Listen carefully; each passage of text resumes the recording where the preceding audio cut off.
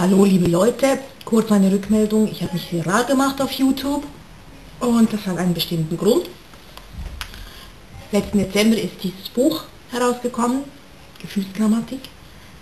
Ein Gedichtband mit 80 von meinen besten Texten. Den einen, den kennt ihr schon, das ist der wilde Ritt, der ist hier auch enthalten, aber auch ganz viele andere Texte,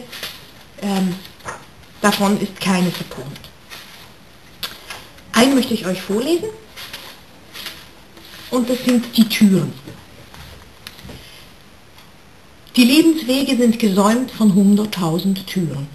Sie gehen auf, wir sehen rein, gefällt es uns, so ziehen wir ein und wollen Heimat spüren. Doch keiner dieser Räume birgt genau, was wir erzäumen. Schnell wird es eng an einem Ort. Wir stehen auf und gehen fort, um ja nichts zu versäumen. 2 Türen weiter lockt das Licht. Es schimmert durch die Spalten. Wir gehen hin, wir klopfen an, wir treten ein und glauben dann, hier sei das Glück enthalten. Aus manchen Kammern will man uns mit aller Macht vertreiben. Das passt uns nicht, wir werden stur. Kein Argument, wir wissen nur, grad da wollten wir bleiben. Es fallen immer Türen zu, das lässt sich nicht vermeiden. Wir wehren uns. Nicht diese Tür! Ich war es nicht, kann nichts dafür. Gequetschte Finger leiden. Doch gibt es Räume, zwar meist klein, die bleiben immer offen. Ist nicht daheim, ist nur vertraut, da haben wir noch nichts verbaut. Das lässt uns wieder hoffen.